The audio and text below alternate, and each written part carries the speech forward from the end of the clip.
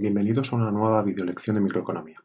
Hoy vamos a ver uno de los conceptos más importantes, no solo del tema 2, sino de todo el curso, el de la elasticidad, aunque también es uno de los conceptos más difíciles de entender para aquellos que estáis empezando en el mundo de la microeconomía. Antes de entrar en conceptos económicos, me gustaría que pensaseis en qué entendéis vosotros por elasticidad. Para vosotros, un elemento, ¿cuándo es elástico o inelástico? En general, pensamos que algo es elástico cuando tiene una capacidad de respuesta ante una determinada acción o de una determinada fuerza. También entendemos que algo es elástico cuando es flexible o cuando es sensible ante los cambios que hay a su alrededor. Por último, si pensáis en un chicle o pensáis en una goma elástica, entendemos que son elásticos porque tienen capacidad para estirarse, es decir, para adaptarse ante determinadas fuerzas o cambios. Si llevamos estas ideas al ámbito económico, vemos que la elasticidad-precio también nos va a analizar la capacidad de respuesta, en este caso ante cambios en los precios. Es decir, nuestra acción o fuerza será siempre una variación en los precios y mediremos esa variación en los precios en los cambios que tiene o la adaptación o la flexibilidad o la sensibilidad que tiene sobre la cantidad demandada. Por lo tanto, antes hablábamos de que la elasticidad en general era la capacidad que tenían los elementos de adaptarse o estirarse. Lo mismo ocurrirá con los elementos económicos. Habrá productos como los medicamentos o las vacunas que ante variaciones en los precios se adapten o cambien su cantidad demandada en una menor cantidad o en una menor medida, mientras que otros productos ante esas mismas variaciones en los precios se adaptarán, cambiarán, serán mucho más sensibles en su cantidad demandada. Por ejemplo, el cine es más elástico que los medicamentos. Fijaros que de esta manera llegamos a entender que la elasticidad-precio se utiliza para medir la sensibilidad o la capacidad de respuesta que tiene un producto a cambios en el precio de ese producto. ¿Cómo definimos entonces correctamente la elasticidad-precio de la demanda? Se definirá siempre como el cociente entre la variación porcentual en la cantidad demandada respecto a la variación porcentual en el precio.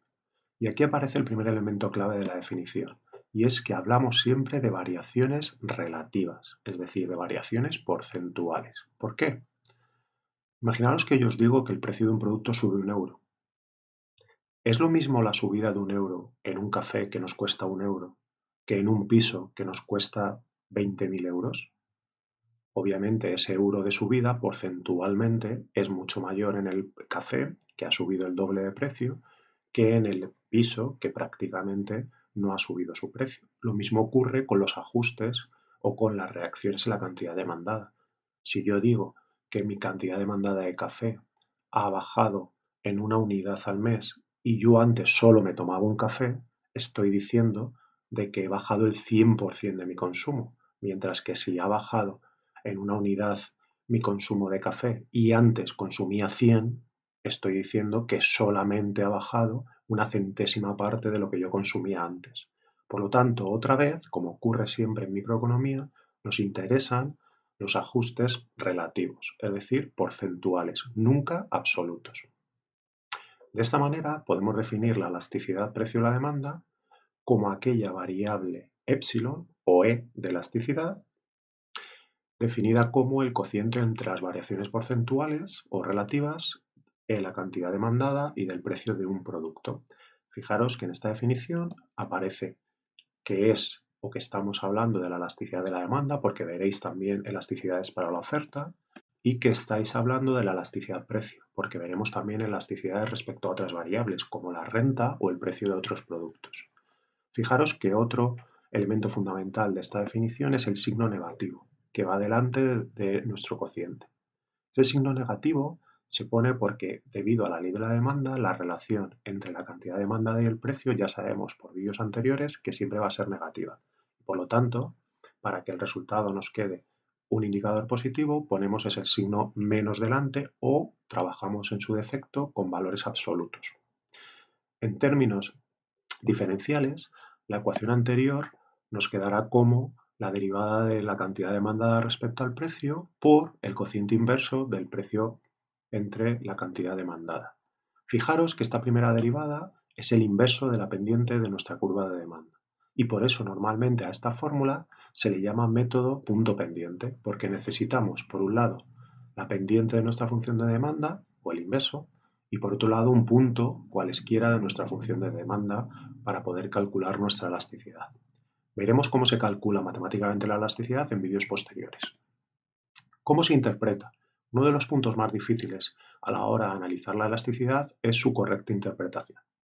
Veamos todas las posibilidades que tenemos. Imaginar que ante una variación del precio, la variación porcentual en la cantidad demandada de ese producto es nula, no cambia absolutamente nada. Entonces, en el cociente anterior tendremos 0 entre lo que sea. Por lo tanto, la elasticidad en ese caso será igual a 0. Y gráficamente estaremos hablando de funciones de demanda que son verticales. A este tipo de demandas las llamaremos perfectamente inelásticas. En segundo lugar, tenemos la opción de que ante una variación porcentual del precio, la variación porcentual en la cantidad sea menor que esa variación en los precios. Por ejemplo, en el caso siguiente, los precios han subido un 20% y la cantidad se ha ajustado únicamente un 10%. Cuando hacéis el cociente, la elasticidad os queda una cantidad o un número menor que la unidad. En ese caso, diremos que las demandas son inelásticas y gráficamente tendréis funciones de demanda bastante verticales, pero sin llegar a la verticalidad absoluta. El tercer tipo de demandas son las demandas de elasticidad unitaria. En este caso es sencillo, porque la variación porcentual tiene que ser exactamente igual en precios y en cantidades. Veamos el siguiente ejemplo. Imaginaros que el precio de cualquier producto ha subido un 33,3% y entonces la cantidad demandada ha reducido o se ha ajustado un 33,3%. El cociente de ambas cantidades relativas nos da la unidad. En ese caso, las funciones de demanda gráficamente serán como la que tenéis a continuación. Si la variación porcentual en la cantidad es mayor incluso que lo que ha variado porcentualmente los precios, entonces diremos que la demanda es elástica y su valor matemático será mayor que 1. Por ejemplo, si los precios han variado un 40% y las cantidades se han ajustado un 80%. Cuando hacéis el cálculo, el cociente siempre os quedará mayor que la unidad, en este caso 2. Gráficamente, tendremos funciones de demanda bastante horizontales, pero sin llegar a la horizontalidad perfecta. Esa horizontalidad perfecta se obtiene cuando la variación porcentual en las cantidades es infinito o cuando no necesitamos prácticamente una variación en los precios para que nosotros seamos muy sensibles en nuestro consumo de ese producto. Matemáticamente tendremos elasticidades iguales a infinito y gráficamente tendremos funciones completamente horizontales, es decir, planas. Por último, ¿de qué depende que un producto sea más o menos elástico? En primer lugar, depende de los sustitutivos cercanos que tenga. Cuanto más sustitutivos tengamos, más fácil será que nosotros intercambiemos un consumo por el otro, es decir, que seamos sensibles o que reaccionemos ante cambios en los precios de estos productos. Por lo tanto, será más elástico aquel producto que tenga más sustitutivos. También depende del grado de necesidad que tenga ese producto o del grado de necesidad respecto al consumo de ese individuo. Recordar que la elasticidad será subjetiva. Cada uno de nosotros tendremos elasticidades diferentes.